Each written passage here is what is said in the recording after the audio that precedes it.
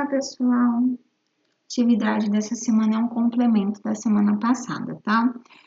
Eu vou passar aí tudo para vocês. Também já coloquei no nosso roteiro os dias dos nossos plantões, tá? Então, quando vocês tiverem dúvida, entra lá no centro de mídia, me procure, qualquer coisa eu posso fazer até transmissão para poder explicar certinho para vocês os exercícios. Nosso primeiro exercício, o que ele pede? Ele está pedindo aí, em primeiro lugar, o nome da substância. Então, o que eu vou ter que fazer? Vou procurar o nome de H2, de O2 e H2. Vou escrever aqui. Depois, ele vai pedir a quantidade de mol. Primeira linha vai ser referente à equação. Então, o que vai acontecer? Na equação aqui, eu tenho esse espaço vazio, então esse espaço vazio quer dizer que eu tenho 1, tá? Sempre lembrando, quando não apresentar um número é porque é 1. Então, vou preencher aqui referente à minha equação. Depois, o que eu faço? Eu vou pegar o valor que eu encontrei aqui, o que eu fiz com esse valor para chegar a 8? Eu multipliquei ou dividi? Dependendo do que eu achei aí, se eu multipliquei ou dividi, eu vou ter que pegar esse valor, eu também vou multiplicar ou dividir pelaquela quantidade específica para achar o valor de A2. E depois, mesma coisa com H2, certo? Depois, o que eu fiz com 1 para chegar aqui no 3? Multipliquei ou dividi? O que eu encontrei? Vou pegar esse mesmo valor, vou multiplicar ou dividir pelo valor que encontrei, para achar o que falta. Aí eu tenho que analisar o seguinte. Aqui ele vai me perguntar o quê?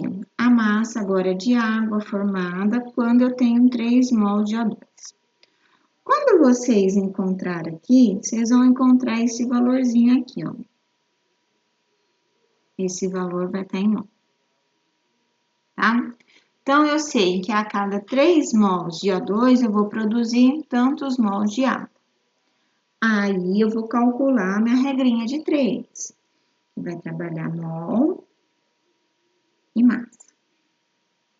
Certo? Aí, eu sei que o quê? Olha aqui, ó, o dado que eu te dei. Que a cada 1 mol, eu vou ter 18 gramas de água aí, certo?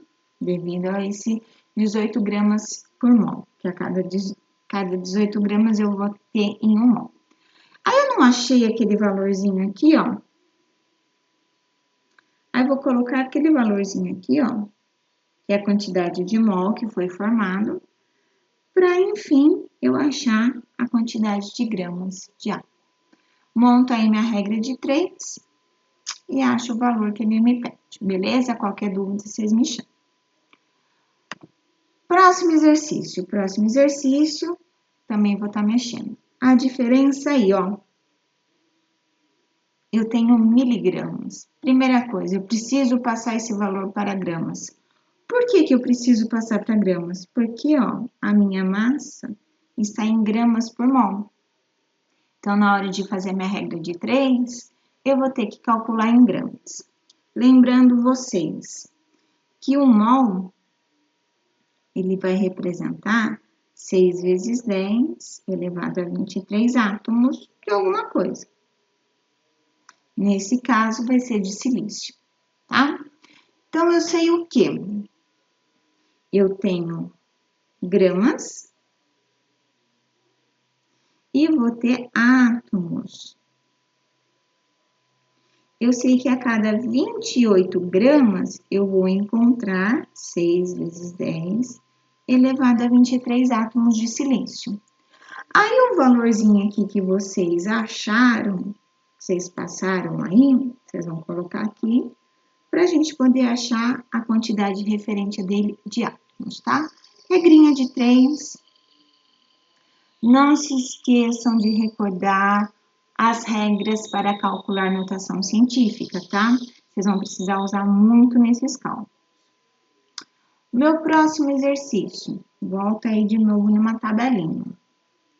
Mesma coisa. Vou colocar o nome das substâncias, tá? Depois, a proporção em mol. Reparem o seguinte, aqui eu tenho 2, no restante eu não tenho nada. Se não tenho nada, é a mesma coisa se eu tivesse 1. Vou colocar aqui a proporção em mol. Tanto de mol, tanto mol, tanto mol. Beleza? De todos. Não posso esquecer de ninguém, tá? Depois, eu vou para a proporção em massa. Eu tenho os valores das massas aqui, vou calcular, que nem a gente já fez isso. Só que eu tenho que levar em conta os meus coeficientes estequiométricos. O que é coeficiente estequiométrico? São esses numerinhos aqui, ó, que tá na frente dos meus elementos, tá? Eu tenho que levar em conta esses valores para achar a quantidade de massa. Quero saber se está correto a soma dos meus reagentes, o valor que tiver aqui, eu vou ter que somar com o daqui, que vai ter que ser igual à soma desse daqui com esse daqui.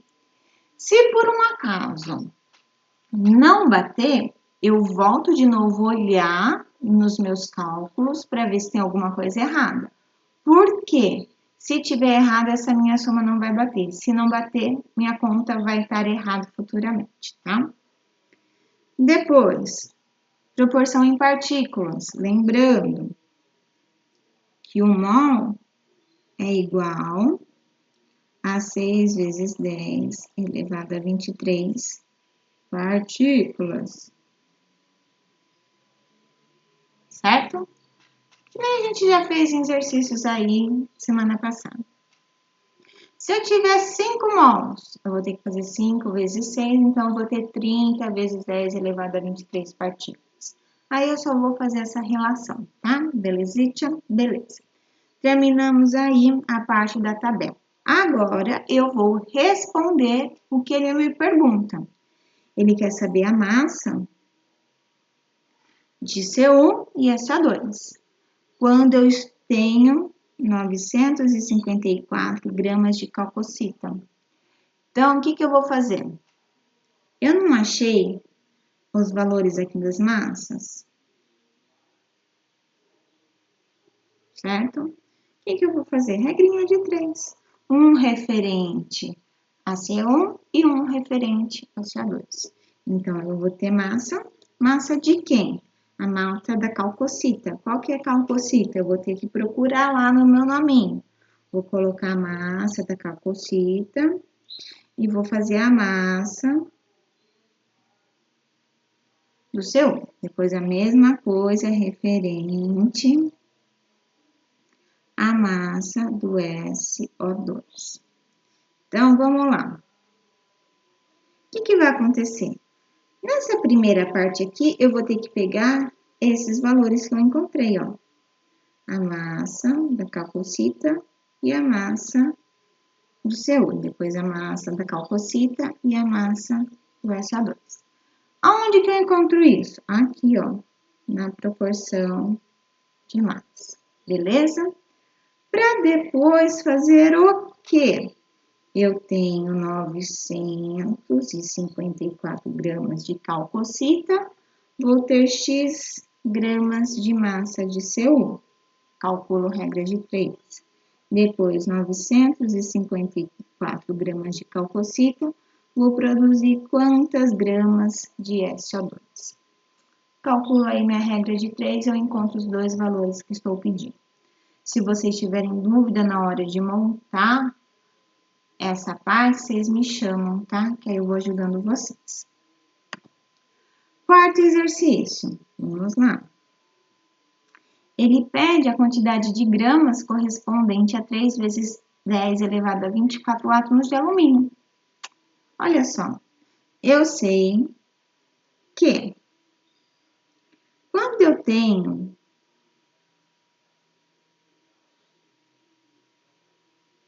desculpa,